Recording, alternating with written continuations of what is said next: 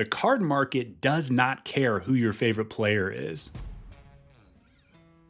Most people in the card market think they're investors, but really they're the ones that other investors are making money off of. They think they're the shark, but really they're the ones getting eaten. And what's dangerous is most people never figure it out. So today, we're gonna fix that. So in this video, I wanna share with you 3 things. First, we're gonna talk through the behaviors that don't work, the things that are losing you money and leading to frustration. Next, we're going to talk about the shift that you must make if you want to start getting consistent results. And then finally, we'll talk through the strategies that actually make you money on repeat. Now, if you're new here, I'm Ryan Seaver. I've invested in cards for almost 20 years and always thought the learning curve in this market sucked. So I make content like this so that you don't have to learn everything the hard way like I had to do back in the day.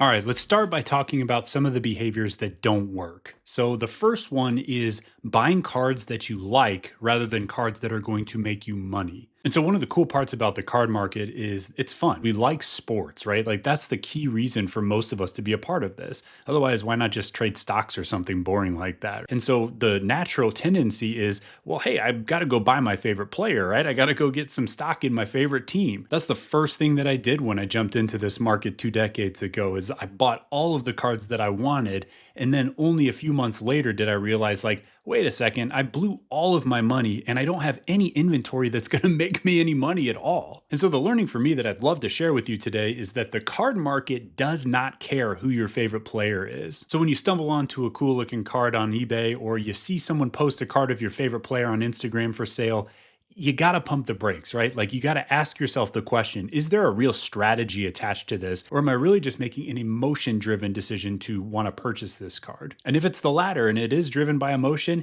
you got to stop yourself from doing that if your goal is to make money. Now, I will say if you're trying to just collect and have fun with this, by all means, ignore me and do what you want. But if your goal is to make money, you better have a strategy when you're making that purchase, or else you're going to end up with no money and a whole bunch of random cards.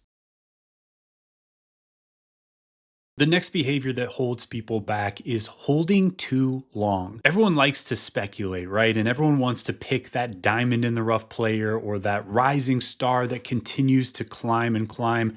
It just doesn't happen as often as you might think, though. For every one of the guys that pops off and becomes a superstar in the league, there are 100 guys that don't actually amount to what they were supposed to amount to. And while it's great if you're the one holding that superstars cards, it absolutely sucks when you pass on a profit because you wanted to hold out for even more on a card, but then the player fizzles out and you end up losing money and completely miss your profit window entirely. I want to show you something real quick. So when I was writing my book, I actually made a list of about 80 players that I made money on because I sold at the right time. And this is after learning this the hard way. But on page 38 here, just to name a few of the good ones, we've got guys like Mike Trout, we've got Justin Verlander, we've got Bryce Harper, Manny Machado, Nolan Arenado, Paul Goldschmidt, but then we've also got names like Ollie Sheldon, Edgar Olmos, Ryan Perry, Slade Heathcott, Brennan Bosch, Travis Harrison, and a whole bunch of others that just didn't ever pan out. And so the point here is you see there are some players in that list that are, all-stars, Hall of Fame caliber type of players at this point.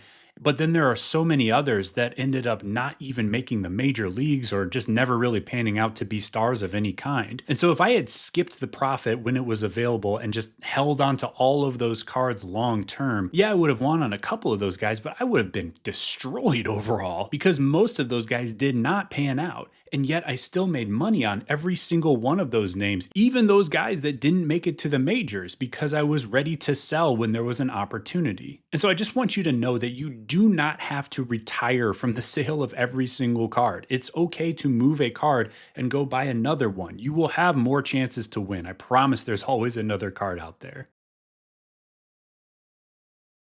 All right, the third behavior that holds people back. So if you are constantly pulling money from your family checking account to buy more cards, You do not have a business. You have an expensive hobby. A real business funds itself. Now, certainly we need to start with at least a little bit of money, right? Like it's going to be really difficult and time consuming to get off the ground if we're starting with 50 bucks. But the key is that we need to get to the point where the business is funding itself and where we can reinvest profits for growth rather than constantly having to pull from an outside source. You shouldn't have to have a card budget every single month. And so oftentimes the root of this is either not having a strategy or not having a timeline when we're making a card investment. So if we can get more disciplined and focus on the strategies that actually work, we're going to create profits that then will fund the business and continue to help it grow without the need for constantly pulling in outside money. And by the way, your spouse will probably thank you for getting this under control too. By the way, if you're an up and coming card investor and you're trying to dial in your strategy and get to the point where you can generate consistent profits with cards, take a look at Cardboard Profit Ignite. It's my card investing membership program where we've got almost 150 card investors learning, leveling up, and winning together. It's so much fun. I'll leave a link in the description if you want to see full details, but otherwise, let's get back to the video. The fourth behavior that holds people back is confusing activity for progress.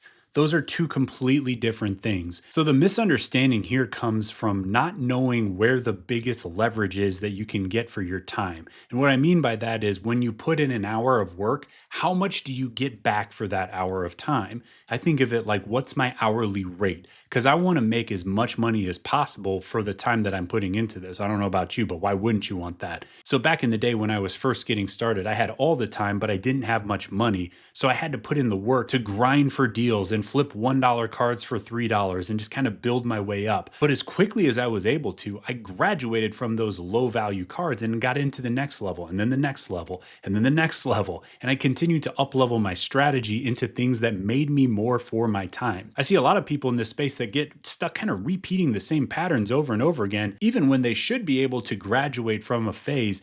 They choose not to for whatever reason, and it just stunts your growth. The things that got you to where you are today are not always the same things that are going to get you to that next level. And so you have to make a conscious decision to step outside of your comfort zone and maybe do more cards, or maybe do bigger cards, or maybe try a different strategy that might work a little bit more efficiently than what you're doing right now. Another way to get way more for your time is to outsource some of those low value cards. I still want to get the money out of those types of cards, but I don't want to put the time into listing and shipping and negotiating over 9 cents. And there are all kinds of services out there that'll handle that stuff for you. And for me at this point in my journey, I've got a business and kids and a family to take care of, and I don't want to spend an hour of my life to make $2 flipping low end cards. That's just not a good use of my time anymore. And so I encourage you to look at the things you're spending time on, because if you're browsing social media, it might be card content that you're looking at, but that's not making you money. Getting wrapped up in the latest drama or nonsense, not going to help you make money.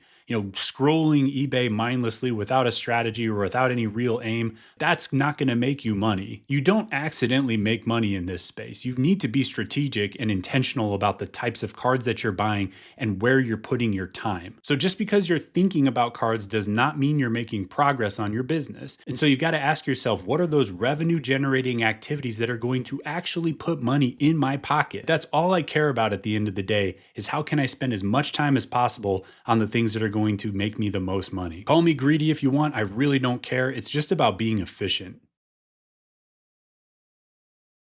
All right, the next one is really simple, but it's chasing the news. So the way that I look at this is, if I can read about it in the newspaper or on the internet, do they even make newspapers anymore? I don't know. But if you're reading the news and then reacting to that by going and buying a card, you're almost certainly too late. Now, some of the best strategies that we'll talk about shortly here are things that you can do that don't require performance, that they don't require any kind of special magic happening on the field or on the court. But if you're chasing something that already happened, you're late to the game. And that's just not a winning play. Remember this: investors get there early, donors show up late. All right, the last behavior we'll talk about today that keeps people stuck is something that comes from the world of psychology called the endowment effect.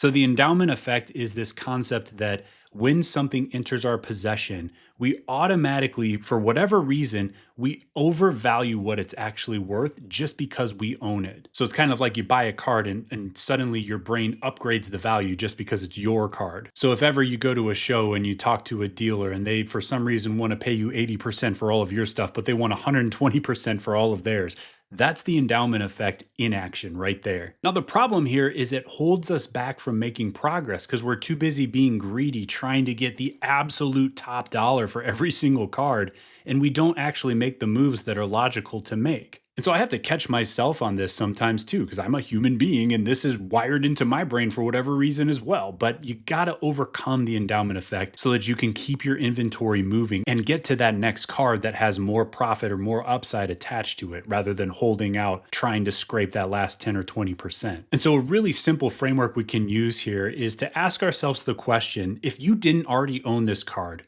would you buy it today? If the answer is yes, then great, you're good. But if the answer is no, then that might be a case where you are overvaluing a card and you are holding on for a reason that maybe doesn't make sense anymore, and it might be time to reevaluate.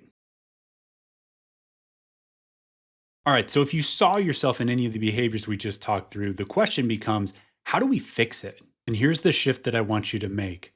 You got to stop guessing, you got to stop gambling, you got to stop wasting time, and you got to start operating with intention. I don't want you to let your card portfolio just happen, like your inventory and the cards that are a part of it. That shouldn't just be random. That shouldn't happen to you. You should make it happen, and every card should be there for a reason. And if it's not, then we need to change that. So think about it this way. Every dollar you put into a card should have a job. And once you start thinking this way, the path usually gets a lot clearer. Now, when serious card investors buy a card, they already know why they're buying it, and they've already got their exit planned out ahead of time. And we're not always going to be right 100% of the time, but we at least have a very logical, firm plan in place when we buy a card. So here are the strategies that actually make you money. Every dollar that I put into a card is doing one of three things. One, it's a short-term flip where I know I'm getting a deal when I make the purchase. I've got margin built in when I make the purchase. That's the key, is that we're creating the profit margin when we buy the card rather than after we buy the card. And so that play, I can make the money as soon as I get the card in the mail. I can list it and make my money quickly. The second one is using a proven strategy like grading and understanding what the numbers are, knowing that I'm targeting a high upside card where if I get a PSA 10, I'm going to make a bunch of money, not a tiny little profit. I'm going to make a bunch of money and really move the needle. Or even using a play like the seasonal timing game, where we understand the seasonal market swings, we understand when to buy, we understand when to sell, just based on the actual market swings that happen year after year after year. The third one is when I'm playing the long-term game and I'm looking at where can I park my money and what are the types of cards, the types of players that tend to rise over time. And those are the types of cards that I'm happy to put my money into and just let it sit when I don't have a shorter term play that I'm working on. Now, why these three things? Well, it's because they're controllable. We can actually control or at least heavily influence the outcome by just focusing on the right strategies and the right inputs. And anytime it's controllable, that means that I can do it over and over and over. And what does that sound like? To me, it sounds like consistency, don't you think?